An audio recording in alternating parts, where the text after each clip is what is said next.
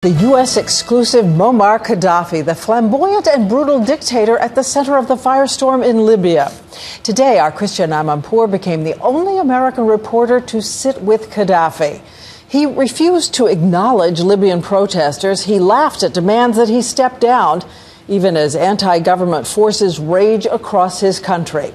So let's go right away to Christiane in Tripoli. Good evening, Christiane. You sat right across from the man the whole world is wondering what he'll do next. What did you hear? Well, Diane, I felt relaxed and focused, determined to tell his side of the story. He exhibited no sense of a siege mentality. On the other hand, he remains incapable of realizing that in this country there is an uprising again. Colonel Gadhafi emerged from the first of a convoy of cars, greeting us at a beachfront restaurant as the sun set over the Mediterranean.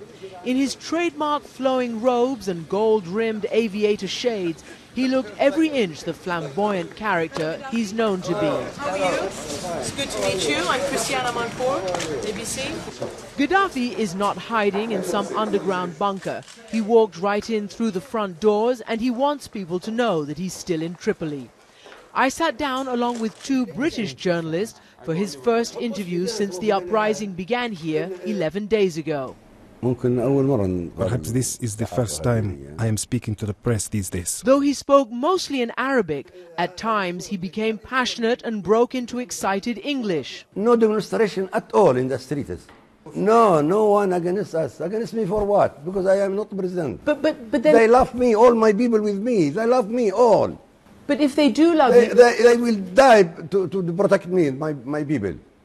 If you say they do love you, then why are they capturing Benghazi and they say they're against you there? Why are they in Zawiya? It is a guide. It is guide, not my people. It is guide. Guide, yes. He refused to accept that there are protesters in the country at all, despite the fact that the opposition is now in control of most of the east coast of Libya.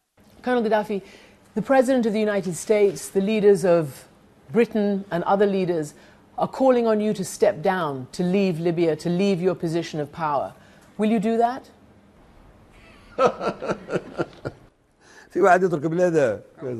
Who would leave his homeland? Why do I leave my homeland? Why do I leave Libya? They say that they've done it because you have ordered force against your people, shooting of protesters. This is lying. 100%. The international community is concerned about stockpiles of mustard gas or other kind of chemical weapons. Would you ever use those? Haven't we solved the WMD programs with Britain and America? We got rid of all that. This is a thing of the past, and we have already finished this.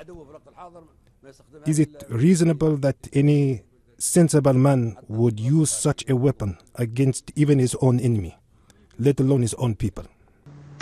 Now, at the end, we asked him about relations with the United States. He had been brought in from the after giving up his WMD program. He said he did feel betrayed by the United States, but he did say about President Obama that he thought he was a good man. And over the years, he had spoken at the UN and elsewhere about Obama's policies and appreciated him ending the war in Iraq. That's what he said about the President of the United States. So, Diane? Christiane, tell me more about what you felt from him sitting in the room with him. Was it denial about the protesters? Is someone giving him the opposite information? We asked over and over again, and he again and again said that this was Al-Qaeda, this was just militants. When I talked to him about Benghazi, the second biggest town that is in the hand of the opposition, he said, no, that's not true, it's just chaos. And again, he said it was Al-Qaeda. He again said that the demonstrations, only those who are doing that are on hallucinogenic drugs. It was a strange and riveting interview. Christiane Amanpour reporting from Tripoli tonight.